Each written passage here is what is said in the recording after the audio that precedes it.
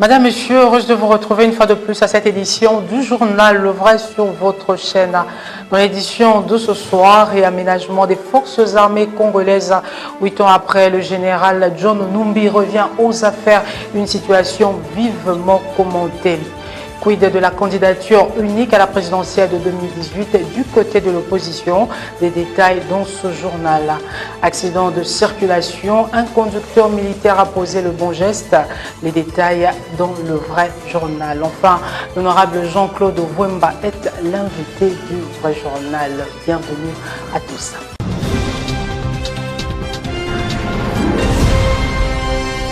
Le président de la République, Joseph Kabila, va prendre la parole devant les deux chambres du Parlement réunies en congrès. Aubin Minakou, président de l'Assemblée nationale, l'a dit lors de la dernière ouverture de la session extraordinaire. À quelques jours du dépôt des candidatures de la présidentielle prévue pour ce 25 juillet, cette allocution du chef de l'État est très attendue pour lever le voile sur la question du dauphin de la majorité présidentielle pour les scrutin de 2018 sur l'alternance effective au pouvoir ainsi que d'autres questions d'intérêt national. Des promus et des retraités suite au réaménagement au sein de l'armée congolaise et le retour en force de John Numbi à la tête de l'inspection générale des FARDC retient l'attention de plus d'un. Philippe Vumpi pour les détails. Suivez. Kabila fait les ménages à la tête de l'armée. Le commandant suprême des FARDC a procédé aux nominations de nouveaux chefs de l'armée congolaise. Le lieutenant-général Célestin Mbala remplace à l'état-major des forces armées de la RDC le général Didier Etumba. Ce dernier est admis en retraite et nommé conseiller militaire du chef de l'État. Le général-major Gabriel Amissi est promu chef d'état-major adjoint chargé des opérations et du renseignement. Dans la liste, on note aussi les noms du général John Numbi, ancien chef de la police nationale, nommé au poste d'inspecteur général du FARDC. Des nominations qui fait couler encre et salive au sein de l'opinion, surtout dans les réseaux sociaux. Elle se pose la question, pourquoi procéder aux nominations des officiers pendant cette période très cruciale à l'approche des échéances électorales? Pourquoi le retour du général John Numbi à la scène et pourquoi nommer les officiers visés par des sanctions américaines en raison d'entraves à la démocratie? Rappelons qu'en septembre 2016, le général Amissi, le nouveau chef d'état-major adjoint, et le général Numbi avaient été placés sur une liste noire américaine. Ces deux officiers étant soupçonnés par Washington de s'être engagés dans des actions qui auraient sapé les processus démocratiques en RDC et réprimé les libertés et droits politiques du peuple congolais. En réaction à cette série de nominations au sein de l'armée congolaise, Moïse Monidé, la présidente nationale de CONAD, exhorte les nouveaux généraux à s'inspirer de leurs homologues burkinabés qui n'ont pas suivi Blaise Compaoré dans sa folie de conserver le pouvoir. Au micro de Justin Magnon et Zico Gwanda. Regardez. C'est des généraux qui sont infréquentables. Et là, ce n'est pas nous de l'opposition qui disons ça, c'est la communauté internationale. Parce qu'ils ont violé les droits de l'homme, ils ont perpétré des crimes contre l'humanité. On sait bien que si Kabila, pourquoi Kabila les a nommés? C'est pour réprimer, pour massacrer, pour tuer, parce qu'ils ont la gâchette facile. Moi je dis non, moi je leur fais confiance. Même en dernière minute, je dis qu'ils profitent de l'occasion pour faire une amende honorable. Parce que Zida a été nommé par Blaise Compaoré, mais il n'a pas hésité lorsqu'il s'agissait de l'intérêt général et il a œuvré avec le peuple pour faire partir un dictateur qui était devenu un blocage. Là je parle de Blaise Compaoré. Je crois que Amissi et John Numbi sont des Congolais et ils vont se ressaisir. Pourquoi ils vont se ressaisir? Parce qu'ils savent que ceux qui sont partis avec Mobutu, lorsque Mobutu est parti, il y a des généraux qui sont partis même en Europe, mais ils étaient devenus ridicules dans leur petit... Certains étaient même humiliés par leurs femmes, parce qu'ils n'avaient plus rien. Et tout ce qu'ils avaient emmagasiné, c'était resté ici. Qu'ils soient du côté du peuple, pas du côté de Kabila, parce qu'un homme, Kabila c'est un homme, il va partir. Kabila vient là de narguer la communauté internationale. Et quand on parle de la communauté, il nargue tous les démocrates du monde. Donc maintenant, ce n'est plus seulement les Congolais. Ce n'est plus l'affaire seulement des Congolais. Vous avez suivi un professeur d'université qui a dit ça, que Il y a le plan, les hypothèses, toutes les 3 hypothèses sont là pour les faire partir, pour un soulèvement populaire ou transition sans Kabila. À la majorité présidentielle, Benoît Yolama, cadre du PPRD, n'a pas manqué de mots au micro de Jocelyne Luanga. Suivez. Et ce qui a été fait, c'est pour l'intérêt du Congo. Et vous avez entendu, la joie dans beaucoup d'endroits, dans beaucoup des bureaux des militaires à travers le pays, les gens se réjouissent. On va faire de son mandat. Le renouvellement du mandat, mais c'est chaque année, c'est chaque 3 mois, chaque 6 ans, chaque 3 ans. Et des changements sont donc des changements normaux. Moi, je ne peux pas comprendre aujourd'hui qu'on en fasse un problème. Quand la Belgique change chez lui, quand Sarkozy et Macron changent le chef d'état-major en France, avait-il les mandats donc à chercher? Un débat suscité, je ne sais pas pour quel problème, mais je pense que c'est un débat inutile qu'une certaine opinion veut créer. Alors s'il y a un 3e mandat, ce n'est pas le président Kabila qui s'est renouvelé le mandat, c'est la population qui renouvelle le mandat, conformément à l'article 70 de la Constitution. Et donc il n'y a pas de débat à ce niveau-là. Le plus important pour nous Congolais, que les sociétés soient améliorées. Le président regarde des couches, il y a des problèmes, que ce problème soit résolu. Vous oubliez que le président Kabila c'était un militaire. C'est comme si vous ne le savez pas. On ne peut pas faire pression sur les militaires, puisque les militaires, c'est lui qui a fait le métier des armées, a vocation à mourir au front. Le président Kabila, c'est un militaire. Vous ne pouvez pas faire pression sur les militaires. Il a été formé militaire, il a été au front, il a vu ses collègues, ses frères mourir devant lui. Et donc, ce n'est pas au président Kabila qu'on va faire des pressions. On peut faire des pressions au moins à ceux-là qui n'ont pas la fille et l'affection profonde du Congo. Le président Kabila aime son pays, il aime ses compatriotes et il voudrait que le Congo aille de l'avant. Une réaction à une autre, Prince Epenge, président de l'Action pour la démocratie et le développement au Congo, ADD en sigle, réagit. Il est au micro de Samba Guillaume et Belgodon Moutombo. Suivez. Prince Epenge, président de l'ADD Congo, accuse le chef de l'État de cracher sur le Congolais en nommant les officiers à l'expiration de son mandat. Comment expliquez-vous que les généraux qui ont été sanctionnés par la communauté internationale, par la justice internationale, qui ont été soupçonnés d'avoir vendu des armes, qui ont été soupçonnés d'avoir tué et qui y ont fait entrave au processus électoral, puissent être promis à des grades importants? Manquer du respect à la mémoire des Congolais, à la mémoire de ceux qui sont morts, parce qu'ils ont voulu défendre la République, pas ces mêmes personnes qui l'a promis. Donc pour nous, nous comprenons, ne c'est pas une surprise pour nous. Ce qui nous intéresse, c'est qu'à la fin de cette année, Kabila Sanaï laisse le pays en paix. Au sujet des élections, le président de l'ADD Congo pense que les candidatures à la provinciale de l'opposition déjouent le jeu de la majorité présidentielle. Nous avons déjoué en déposant nos listes les pièges du boycott des élections. Parce qu'en insérant frauduleusement la machine à voler dans les processus électoraux, M. Nanga et la Kabylie s'entendaient à ce que la dynamique de l'opposition et les autres formations de l'opposition boycottent les élections, les laissant ainsi un boulevard devant eux pour aller seuls. Restons dans la série des nominations. Le retour en force du général John Numbi à la tête de l'inspection générale des forces armées congolaises énerve plus d'un. À la société civile, Robert Kabakele livre ses impressions au micro de Afia Maroy et Luison Kiasi. Suivez.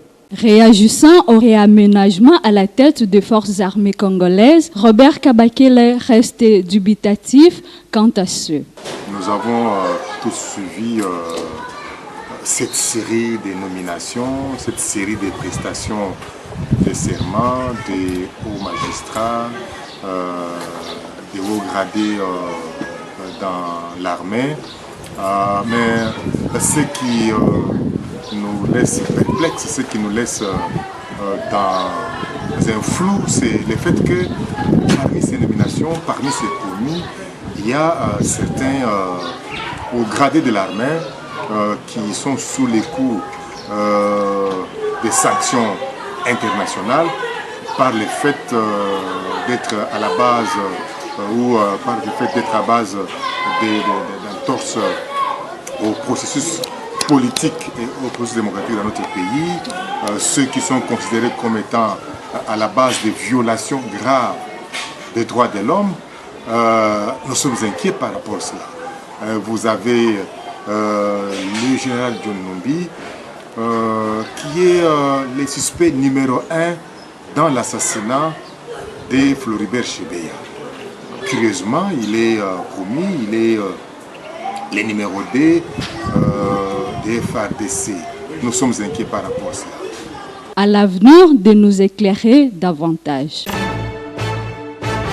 On en vient à l'état des lieux du processus électoral en République démocratique du Congo avec les partis politiques et différentes plateformes qui se préparent en conséquence.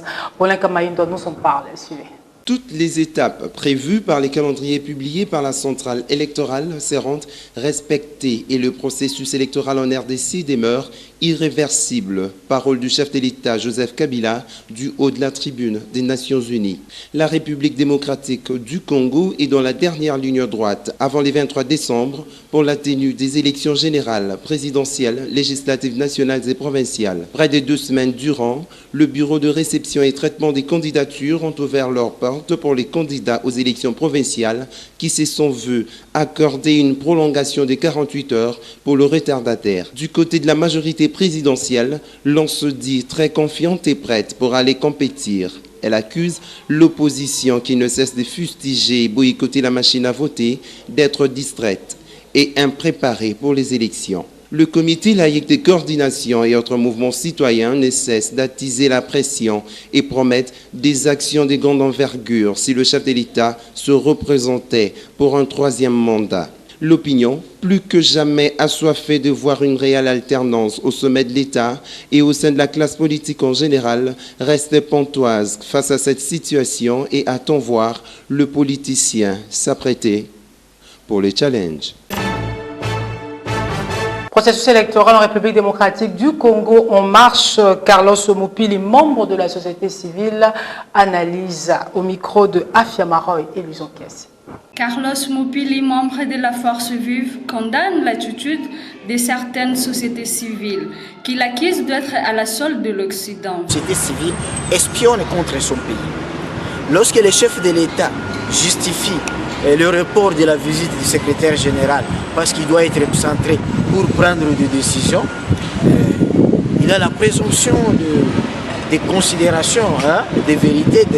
D'après moi, il faut qu'on puisse cesser de considérer que l'avenir du pays viendra ailleurs.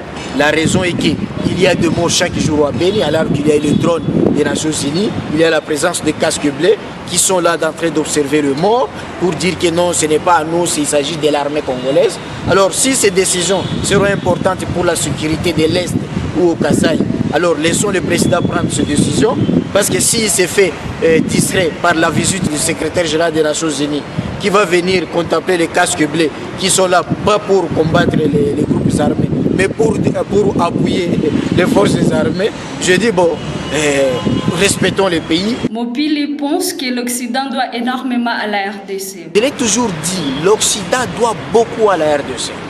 Il ne faut pas oublier, madame, qu'à la première et à la seconde guerre mondiale, nos arrière-parents, nos grands-parents ont versé leur sang pour sauver les alliés, la France, la Belgique, les autres, contre les grands Hitler, contre l'Allemagne. Nous étions la seule armée à mettre à 2 bandades les Italiens et les Allemands. Notre bombe, la bombe atomique qui a sauvé les États-Unis lorsqu'ils étaient été agressés par les Japonais, par les kamikazes japonais, c'est l'uranium venu de l'Est. Tout à fait autre chose à présent. S'arrêter et porter secours aux victimes en cas d'accident est aussi un impératif du code de la route. Un conducteur militaire a posé le bon geste au croisement des avenues 24 novembre et Père Boka dans la commune de Gombe. Bosco Kabamba, Belgodon Mutombo, suivez. La priorité routière n'est pas une sécurité, dit-on. Ici, nous sommes au croisement des avenues Perboka et 24 novembre, juste devant l'entrée de la salle Boboto dans la commune de la Gombe. Une Jeep de la couleur rouge, conduite par un militaire, heurte une moto transportant le militaire. Devant sa conscience, le conducteur s'est arrêté, porté secours aux victimes.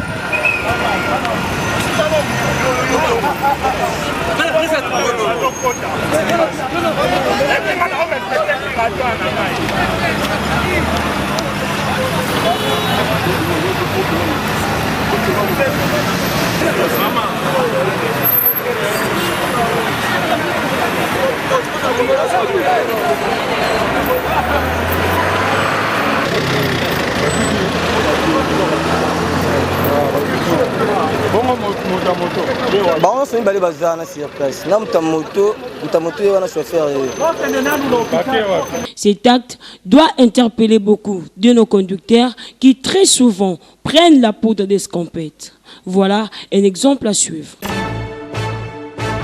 Place à présent à l'invité du vrai journal. Suivez.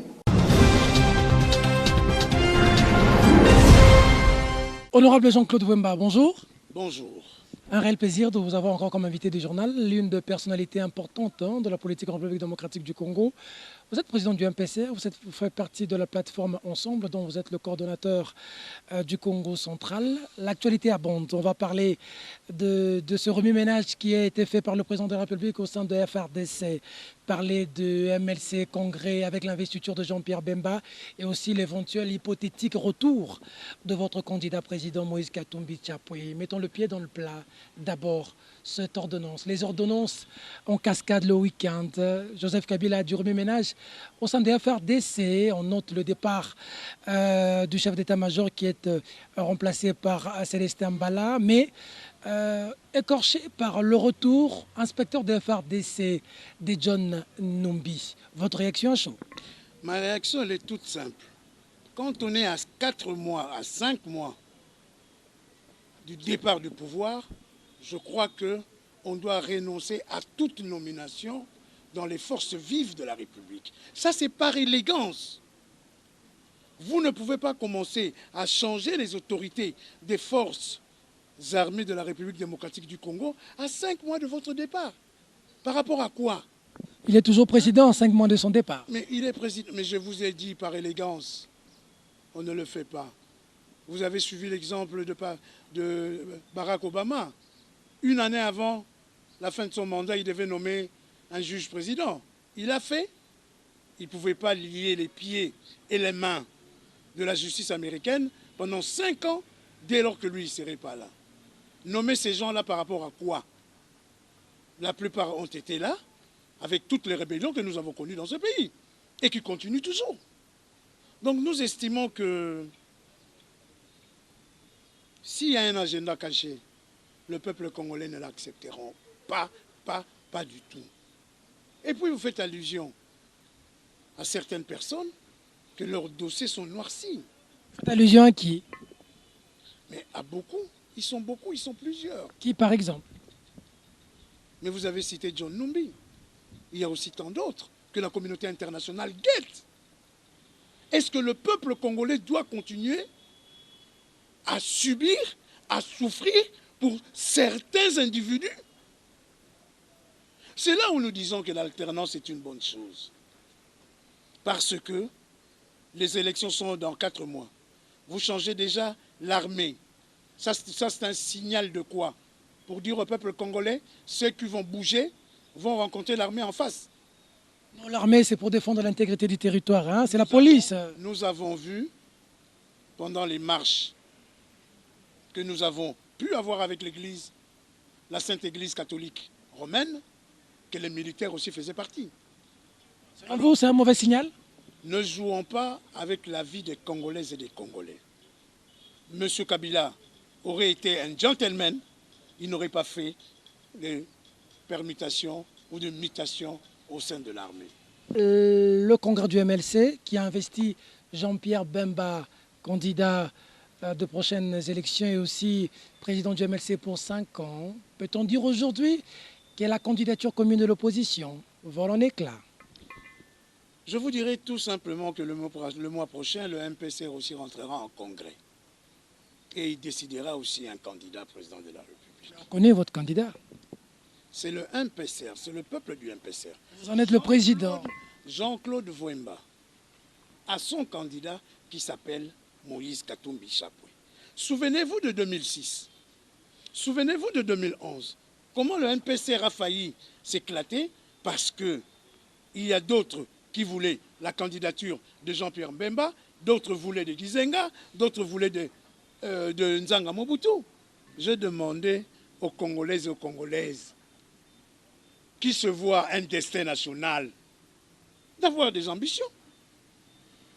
Mais la vérité adviendra d'ici 1 mois, 2 mois, quand les grands leaders de l'opposition vont se rencontrer pour qu'ils puissent désigner un seul qui ira de l'avant. Vous savez que j'ai fait plusieurs visites chez le président Jean-Pierre Bemba. Vous savez très bien que l'appel que le président Bemba a lancé 3 mois avant sa sortie de prison, c'était quoi? L'unité de l'opposition. J'étais au congrès du MLC. J'ai suivi le discours de Madame la secrétaire générale, l'honorable Eve Bazaïba, qui a demandé afin que l'opposition soit unie pour aller gagner et faire l'alternance. Parce que si nous partons désunis, soyez-en sûrs et certains, les gens qui n'ont rien amené au Congo pendant 12 ans, depuis les élections, reviendront et ça serait pareil. Jean-Claude Vouemba, pas de langue de bois. C'est pour cela, je dis, le MLC a très bien fait de positionner Jean-Pierre Bemba comme candidat président de la République. Ils se rencontreront avec Félix Tshisekedi de l'UDPS, Moïse Katumbi de l'Ensemble, Jean-Pierre Bemba du MLC, Vital Kamerhe de l'UNC, Matungulu, Freddy Matungulu de Congo Nabiso. Bon, comme vous vous y attendez, Fayilou Martin de l'SID Dynamique. Donc, ils vont se rencontrer entre eux, dire comment ils doivent aller aux élections. Oui, selon vous, vous êtes un leader et un acteur politique de ce pays, on connaît, de tous ces candidats. Qui, selon vous, est le meilleur d'entre eux, qui a plus de chances de battre le candidat de la majorité? C'est celui qui est derrière vous. C'est qui? Moïse Katumbi Chapwe. C'est lui qui va battre tout le monde. Selon Jean-Claude Vouemba et les Bissimbi, les Bankoulou et les sorciers, et n'empêche, Jésus-Christ aussi est avec moi, y compris les Mahomet et tout ce que vous voulez. Viendra-t-il ou ne viendra-t-il pas? Il n'a pas de passeport. Bemba, déjà la procédure est enclenchée. Moïse Katumbi, va-t-il venir ou ne va-t-il pas venir finalement? Parce que selon vous, c'est lui qui est le meilleur candidat. Je vous signalerai que depuis plus d'1 mois, le passeport de Jean-Pierre Bemba et son dossier est entre les mains des services de sécurité de ce pays. Jusqu'à ce jour, on ne lui a pas encore octroyé. Il y a 2 grands leaders du MLC qui attendent ce passeport pour l'amener à Jean-Pierre Bemba. Donc dans ces pays, les gens peuvent dire, mais il y a d'autres qui ont les manettes qui essayent de bloquer. Et nous savons ces gens-là. Et c'est triste. Moïse viendra? Moïse doit venir. Il viendra comment? On l'attend à l'aéroport. Hein. Mais son passeport, lui aussi attend son passeport. Comment quelqu'un qui est accusé faussement de tentative de rébellion dans ces pays et qu'on lui refuse de lui octroyer son passeport pour rentrer dans son pays? Pourquoi? Moïse doit revenir. Il vous a dit, c'est un homme, c'est un leader politique, qu'advienne que pourra. Qu'on le mette en prison ou qu'on le monte n'importe où. Mais la vérité, c'est la vérité de Dieu. C'est la vérité de Bissimbi. C'est la vérité des Bankoulou. C'est la vérité de sorciers, de Fumukimbangu, de Mahomet, de Jésus-Christ. Et même, si vous voulez, du pasteur Jean Bosco Kindomba. Du pasteur David Ekofo. Nous allons terminer par la processus électoral. Vous y croyez? Vous allez aller avec ou sans machine dans un processus où Nanga a déjà clairement dit que c'est la machine à voter qui va trancher. Vous allez finalement, aujourd'hui l'opinion vous suit, vous allez aller dans ce processus avec cette machine ou vous allez continuer à créer pas des machines, maintenant on vous emmène avec la machine? On termine pas. Jean-Claude Vouemba a déjà dit à Nanga, si cette machine est primordiale pour lui, mais qu'il puisse aller le faire dans sa famille. Vous n'irez pas aux élections s'il y a la machine. Mais le peuple congolais ne l'acceptera pas. Le FCC va remporter les élections haut la main. Le FCC, c'est quoi? Le front, vous ne connaissez pas ce grand front qui réunit des compatriotes congolais ministres, dont dernier en date une personnalité de marque, Eli Kiambokolo, a signé au FCC. Je suivis les intellectuels répondre Eli Kiambokolo, que je connais bien. J'ai été avec lui à Paris pendant plusieurs années, une éminence grise. Mais vous savez, je crois que c'est le général de Gaulle qui a dit « La vieillesse est une maladie de l'amnésie ». Eli Kiambokolo, un grand avec le professeur Ndaïwel, viennent de se séparer parce qu'il a voulu rejoindre, soi-disant, un camp qui a été aux négociations, aux concertations, au tout. Mais rien n'a changé. C'est le même M. Kabila et son pouvoir qui continue que M. Eli Kiambokolo, quand nous étions à Paris, condamné. Et c'est là où je dis, Peter Tiani, vous avez raison. Et je vous cite, cherchez aussi maintenant devoir de mémoire d'Eli Kiambokolo. Et je crois que ça va omnubiler le peuple congolais pour savoir même l'intelligentsia de cette nation peut encore recourir à cela. Quand quelqu'un avec vous, comme Ndaïwel, là il est dans le bon. Quand c'est Eli Kiambokolo qui va chez Kabila, le FCC, là il est corrompu. Si le FCC n'avait pas d'autorité morale, M. Kabila, il pouvait mettre Bruno Tshibala, il pouvait mettre Joseph Olengankoy, il pouvait même mettre la personne qu'ils ont tant convoité et que jusqu'à ce jour n'a même pas un macaron, le président Raphaël Katebe Katoto. Mais mettre M. Kabila, que eux et nous, parce que j'ai des véritables combattants de la liberté, que j'ai sillonné avec eux, le Jean-Marie Ngele Ifoto, les José Makila. Ils sont là-bas maintenant. Mais heureusement, il y a deux qui se sont rendus compte qu'ils ne pouvaient pas vendre leur âme. Qui? Jean-Pierre Lissanga Bonganga. Et qui? Joseph Olengankoy. Malheureusement, Ngele Ifoto et José Makila, vos amis, et ils ont vendu leur âme. Je suis avec Ngele Ifoto. Il m'a dit que pour lui, c'est cette plateforme qui valait la peine pour lui. En démocrate, je le respecte. Un message à la nation pour finir. Mbokeza ya biso nyonso. Fumuki mbango aloba yango. Mboka ya Congo za ya ba Congolaise na ba Congolais. Mutako luka yo sala biso akanga ngo na makasi ya zate. Kabila manda na ye esili.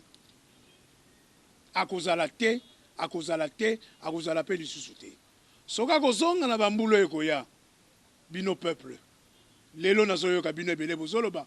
Soki maréchal azalaki na Maroc, tolonga kona uzoye na makolo. Ne mona nseme kenda pio. Na tuna question yo na 30 secondes monsieur C. Na tuna question na Tshibala, na Kabila, bango batu bayebi, bango batu bakangai. Ti sikoyo toyebi sango te. Balakisaki biso ba image moko, oza komona na mokolo ya lelo, Peter Tiani bakoko tie longi na yo na munoko no ezoningana. Me maloba eza mungongo ya leki nanga mingi na lingaka sai po soka za ko imiter yo okanisa kaka yo muto imitaka même grand niao e ali kambu ne mwana semi fo baloba na biso soka za vivant to akufa bana Congo jamais na ko trahir bino jamais et jamais la lutte s'intensifie, alternance oblige. Honorable Jean-Claude Vouemba, merci. Merci beaucoup. Merci. C'était l'honorable Jean-Claude Vouemba, l'invité du Vrai Journal. C'est sur cette note que nous bouclons cette édition, mais l'actualité continue sur YouTube, petertiani.tv. Merci de la sympathique attention que vous nous avez accordée à Kinshasa ainsi que partout ailleurs dans le monde. Madame, Monsieur, ce journal est terminé. Au revoir.